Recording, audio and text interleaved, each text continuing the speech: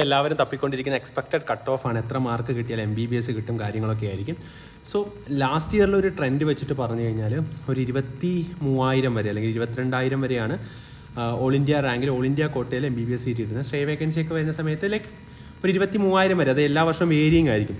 അപ്പോൾ ഈ 23,000 എന്ന് പറയുമ്പോഴത്തേക്കും ഈ പറയുന്ന പോലെ ഒരു 660+ എന്ന് പറയുന്നതാണ് ഒരു സേഫ് സ്കോർ എന്ന് പറയുന്നത്. ഈ വർഷം 660 എത്തി. അപ്പോൾ നിങ്ങൾ ആലോചിക്കുക, അത്രയും മാർക്കിലേക്ക് എന്ത് ചെയ്തിട്ടുണ്ട്, ഈ വർഷത്തെ കട്ട് ഓഫ് എത്തിയിട്ടുണ്ട്. കാര്യം ബയോളജി സിമ്പിൾ ആയത് പേപ്പറിൽ സ്വാഭാവികമായും ഫസ്റ്റ് ചാൻസുകാർ നന്നായി സ്കോർ ചെയ്തിട്ടുണ്ടാവും ബയോളജി സിമ്പിൾ ആവുന്ന സമയത്ത്. അതാണ് ഇവിടെ ഏറ്റവും കൂടുതൽ സംഭവിച്ചിട്ടുള്ളൊരു കാര്യമെന്ന് പറയുന്നത്.